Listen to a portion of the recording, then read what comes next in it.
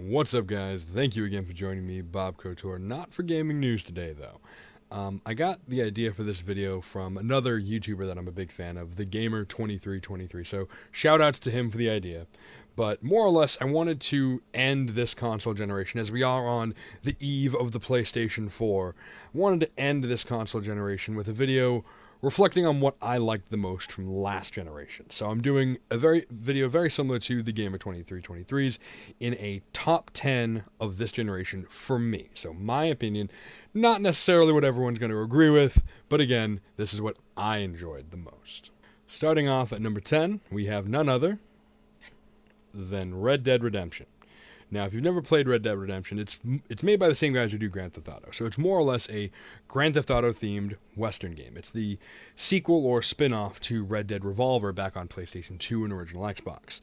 Now, the thing that I really loved about this game, unlike most of the Grand Theft Autos, it held my interest throughout the entire game. I bought GTA 5 and just couldn't make it all the way through. I mean, there wasn't enough to hold me to playing that game. Yeah, they had a lot of the side missions and collecting the cars, things like that, but that never really interested me in any of the Grand Theft Autos. The only one that I've really beaten for GTA was Vice City, and that's arguably one of the best ones in general anyways.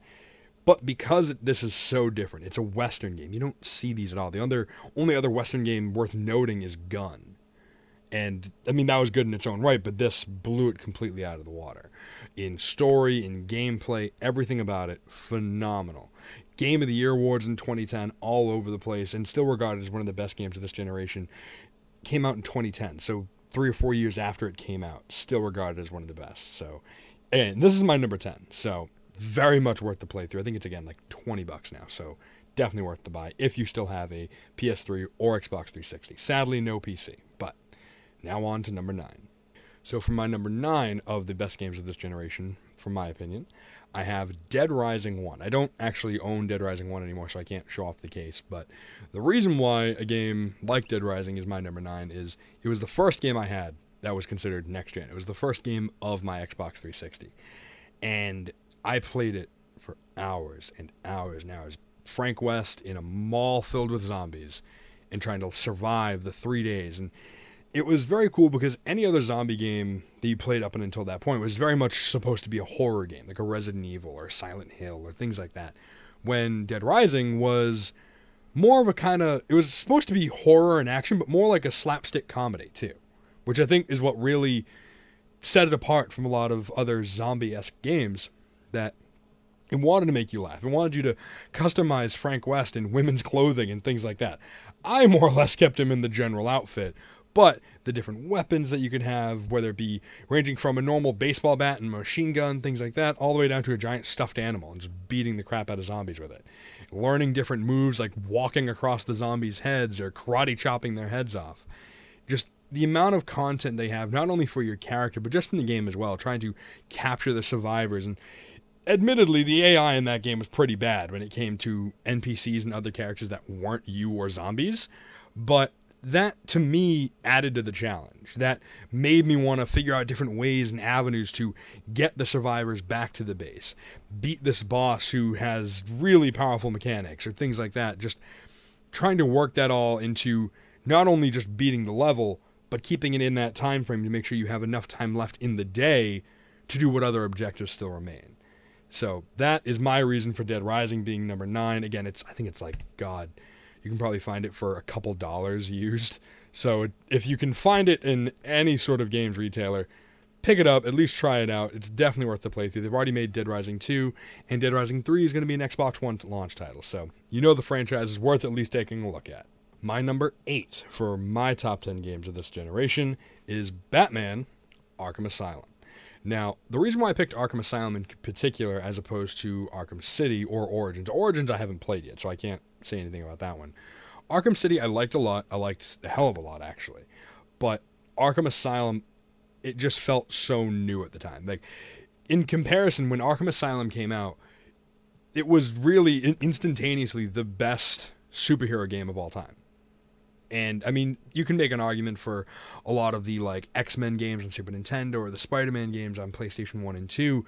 Those were all very good, don't get me wrong, but nothing hit on the same level as Batman. Nothing hit that same level of quality of storytelling for a superhero game, anything like that. And it won Game of the Year awards for the year that it came out. It was a huge success. Obviously, a success enough that they decided to make Arkham City and then Arkham Origins, and most likely still going to continue that franchise into the next generation. But it's been such a phenomenal experience to play that game. You have all the gadgets, the villains. You have Joker, Scarecrow, Killer Croc, Poison Ivy, all of them just in one game. Never mind what Arkham City brings to the table. But considering Arkham Asylum was the first, I did actually like the story for Asylum a bit better than City. That's one of the main reasons why I have it in the spot that I do instead of City. But that's my number 8 pick. Let's move on to 7. So for my number 7, I have Fallout 3. Not New Vegas, Fallout 3. And Fallout 3 to me was a big experience in and of itself because before that I've only ever played the Elder Scrolls games, because this was made by Bethesda, the same people who do Elder Scrolls Oblivion, Skyrim, Morrowind from back in the day, all the other ones. And Bethesda had just taken over the Fallout franchise. They're not the ones who made Fallout 1 and 2. So when Fallout 3 came out, everybody didn't really know what to expect. And again, I've never played a Fallout game before 3, even to this day. I've only played 3 and partially Vegas. And it completely blew me out of the water to see a different type of game in that same Elder Scrolls-esque game style with the giant open world, characters, choices, and all those other great elements that make Elder Scrolls as a big franchise as it is, but in a post-apocalyptic setting. And by having Liam Neeson voice your father character in the game was just kind of the icing on the cake for me because, let's be serious, Liam Neeson's kind of a god. But moving on from that, the fact that you can customize your character, make him any sort of melee or shooting ranged, having all sorts of different abilities, just the cool and weird abilities like the Mysterious Stranger, by increasing your luck and having some random person show up and kill enemies for you whenever you need it, was just awesome to have in that setting. And the storyline of having to attempt to save the Washington, D.C. post-apocalyptic area, having the different factions like the Brotherhood of Steel available to converse with and things like that. The world was massive in scale. Different cities, shops, places to explore. I literally spent hundreds of hours on Fallout 3 and don't regret any of it. Again, I didn't really get to play Vegas that much. I still want to. I do have it on Steam, but just haven't gotten to it as of yet. But Fallout 3 I did have for the Xbox 360 and absolutely loved it. Pretty much bought it, I believe, the first week it was out. And it was so worth the wait. Again, I think nowadays it's probably like 10, 15 bucks, somewhere around there. So definitely easy to buy, easy to find for that matter as well. So if you have the ability, definitely check out Fallout 3. If you're in for a long single-player story experience, Fallout 3 is literally a must. On to number 6, which is now Halo Reach. And now, I had a lot of difficulty, especially comparing to the Gamer2323's video, where he had said Halo 3, which the points that he made I very much agree with. The multiplayer is phenomenal in 3, arguably the best they've ever had, in just even considering the amount of press it got from like MLG and that kind of thing. Like, Halo Reach and even Halo 4 have never quite hit that same level of competitive play that Halo 3 did. But for me, Halo Reach was that much of a better game in my opinion because it was the first game's multiplayer that I really got into. I played Halo 3's multiplayer. For me, it was okay because I wasn't that much into the competitive scene at the time. When Halo Reach came out, they added a ton of new elements, whether it be the armor powers, the different types of maps, the weaponry was all different, even the campaign mode, the fact that you can customize your own Spartan as opposed to playing as Master Chief again. Don't get me wrong, Master Chief is amazing and a boss, but I much rather play as my own character, which is also why I kind of love the Spartan Ops and the multiplayer from Halo 4, because you get to create your own character and use that character as opposed to just Chief. And the different dynamic of all the different characters in the campaign mode, regardless of how the campaign turns out and so on and so forth, still a very cool over experience overall. A lot of the Halo games are very similar in scope, so I mean, in theory, this could have been Halo 4, this could have been Halo 3, as far as a story perspective is concerned. But from the multiplayer, I liked the different modes that were added. I loved playing in the multiplayer beta for Reach when that was coming out. I remember staying up till 4 or 5 in the morning waiting for the ODST disc or update to kick in so you can finally play Reach. And I played that for weeks on end. Bought this day one, the special edition, the one with the statue of all the team and everything. So definitely worth the grab. Again, if you're a fan of Halo, you probably already have this. If you have an Xbox 360 and don't have Halo at all, there's something wrong to begin with. But this is not much to get nowadays. I mean, Halo 4 is still run you a decent amount of money, but even that, the Legendary Edition for that's like 60 now. So this is probably like 20 at most, 10 maybe. So if you're a fan of Halo, if you're a fan of first-person shooter, or if you want to see how first-person shooters in general have evolved and how they're all different from Call of Duty or Battlefield, pick up any copy of Halo. Not even Reach. Of course, get Reach because I love it. But any copy of Halo will do you to see how much shooters have evolved in retrospect to Reach and Battlefield. I mean, my mistake, Call of Duty and Battlefield. But I'm super excited for when they bring out Halo 5 for next gen, but that hasn't even been announced yet, so we'll just have to wait and see for that. But now, on to number 5. And on to my number 5 pick for my top 10 games of this generation. A game that most of you probably won't even know, even when I show you the case. Yakuza 4. Now, if you've ever played any Yakuza game on PlayStation at all, you might know why I picked this. But this was my first Yakuza game. This was when I had just picked up the PlayStation 3, so I'd say maybe a year and a half ago, probably, 2 years most, and picked it up, started playing it off of a friend's recommendation. And dear God, this game took over the time period that when I started to play it to the end. And I didn't even do all the side missions, things like that. I just pretty much bowled right through the story mode. And when I beat the game, I played it for over 35 hours, and it said I completed less than 10% of the total game. The amount of content in this game is stupid. Like, more than Skyrim kind of stupid. So, there are so many options for you. As you can see on the cover, there are 4 different main characters, which is a hallmark for the franchise in general, considering every other game you've only been able to play as one character. That guy, right there, Kazuma Kiryu. The game is only in Japanese audio, and it does, of course, have English subtitles, but might be a turnoff to some. If you are a fan of subtitles for Japanese content, or just can deal with subtitles, definitely worth picking this up for PS3. It's more or less a open world, I say, because the world itself isn't exactly that large, but there's a lot of things for you to do in it. But it's more or less just an open world beat 'em up, where once you find an enemy to fight, you immediately get kind of sucked into almost like a instanced Final Fantasy-esque combat and just get into a fight with people. And as you level up your characters and things like that, you get different moves. All 4 of the characters play differently. They all have their own chunks of storyline. The storyline was way more in depth than I had ever thought it was going to be. So that in and of itself got me enthralled. If you haven't noticed a theme here, I'm a huge fan of stories in games as opposed to just gameplay and things like that. Admittedly, the game can do better in some instances for gameplay and that kind of thing, but yet again, most can as well. I'm hoping Yakuza 5 gets ported over to America. Maybe they'll wait for PS4 for that, hopefully, because I would love to play it. If you haven't played Yakuza, these ones are a bit more harder to find, so this might still be about $25-30 even pre-owned, but definitely worth the pickup if you haven't, at least giving it a try. It's just an iconic game for Japanese in general.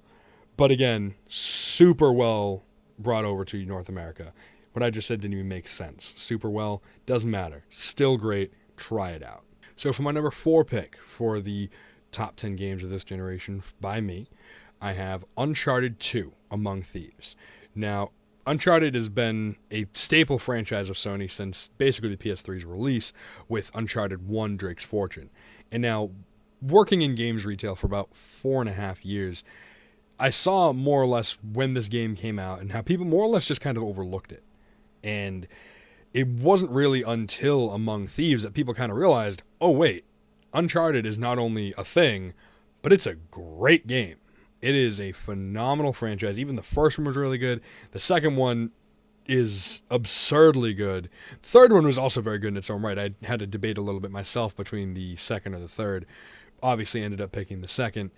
It really kind of showed what the PlayStation was all about in the essence of not only having a games library, but one that's damn worth it. Because a lot of the times they try to compare like a Killzone to Halo. And Killzone, for the most part, at least up till this point, I mean, who knows about Shadowfall? I already have Shadowfall for PS4, but Killzone has never really been able to compare to Halo in fan base or scope or anything like that, for that matter. And nobody has really been able to, or Sony, I should say, has ever really been able to compete against Microsoft when it came to their individual franchises until Uncharted. Because Resistance never really matched up very well with either Halo or Gears. You have Killzone, same thing. Uncharted, in my opinion, blew everything out of the water, at least at the time. And the multiplayer, everybody thought was going to be kind of meh when you think about the playstyle of Uncharted being a more or less a platformer adventure that had shooting mechanics in it, but was actually pretty competent for what it was worth, and was not an experience that was just kind of put into the game just to have it. It was a competent multiplayer that you wanted to play every now and then. And the single player, dear God, the single player, with the amount of puzzles and jumping and just everything about it. The story with Drake and all the other characters, phenomenally well done. Uncharted is a game that, again, it's not necessarily that expensive nowadays, I believe, considering it's been out since, 2009, I believe, 2010, so probably like 10, 15 bucks. A lot of these games on this list have been out for a while, so you can pretty much go to any store and buy any of them, really. So definitely worth the pickup for Uncharted if you have a PS3. But now on to my number 3. So for my number 3 for my top games of this generation, I have Metal Gear Solid 4. Now, if you've played any Metal Gear game, you know why this is here. The story, how it ties everything up as best it can, is phenomenally well done. I mean, again, if you've played Metal Gear, you know that the lore for this series cannot be tied up into one game. But they did a pretty damn good job regardless. And even in the very long and intensive cutscenes that can range up to and upwards of about a half hour at a time, they kept the player involved not only by talking about the story and what it's going to be about, but by little prompts on the screen that if they mention something from a previous game, you can press a button and it'll actually take a screenshot back to what they're talking about from a previous game, whether that was from Metal Gear Solid 3, Metal Gear Solid 2, Metal Gear Solid 1, even back to the original Metal Gears for NES. They go all the way back there as well. So it ties everything up extraordinarily well. The gameplay is just what you'd expect from Metal Gear Solid, but then even ramped up to 10 from that. Because most of, actually pretty much every other Metal Gear, for the most part, always had a top-down camera view and more or less running around as Snake trying to hide and sneak around, defeat enemies, whether by just beating them with stealth or just killing them. But this one was more or less a third-person shooter overall, third-person over the shoulder, I should say, as whenever you got into combat, it felt more or less like a Gears of War or any sort of third-person shooter that you've known and loved. And to me, that's what kind of got me into it. The better fighting mechanics, the shooting controls, that kind of thing, as well as just the stealth that's already there, even the comedy value that you get from some of the cutscenes or characters. The story is literally one of the best in gaming. It might be a bit complex and maybe plot-breaking at points, but regardless, it's an amazing universe to get into. I mean, I know some people, I believe the Gamer2323 mentioned this in his own video, that he played 4 and then went back and played all the other ones, which this game will make you do that. Because there's so much other content in this universe to try out, to play, and to enjoy, and to invest yourself in, that you're going to want to. And I know Metal Gear Solid 4 is not much to buy nowadays as far as monetary value, so it's pretty easy buy to get your hands on. So complete recommendation if you have not played any Metal Gear Solids. You might get a bit lost with 4, but you're going to love that experience the whole time. For my number 2 pick for the top 10 games of this generation by me, I have Gears of War 2. Now, anybody who knows me knows I've been a huge Gears of War fan for a very, very long time now. Now, you can't really see it from how the camera's positioned, but not obviously the giant Mass Effect picture, but behind that is a signed Gears of War 3 poster by Cliffy B, and I have 2 Gears figures right under it. So I've been a huge fan of the franchise forever now, and this was, I mean, I loved Gears of War 1, but this is the one that really just locked me into the franchise. I mean, I played the multiplayer for countless. I've never played so much of one particular game's online multiplayer than this. I had my own game battles team with a lot of my friends.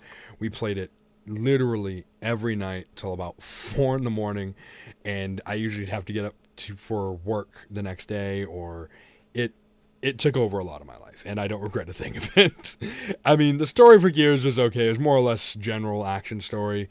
I mean, they tried to add some cool things to it with the emotion of Dom's wife and so on and so forth. I'm not going to go into any spoilers or anything like that, but Gears of War was always and always will be one of my favorite franchises, especially just from this game alone.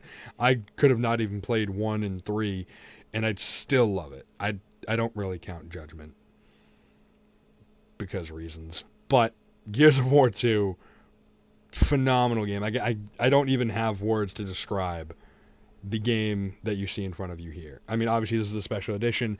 I bought the special edition for each and every Gears game, 1 through 3 at least. I didn't pick up Judgment when it came out, but it was always phenomenal, always will be phenomenal.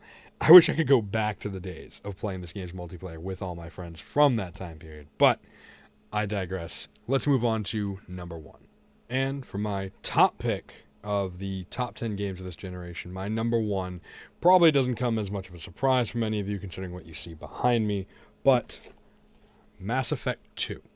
And now the reason why I picked 2 over 3 or even over 1 is it had, in my opinion, the best of everything.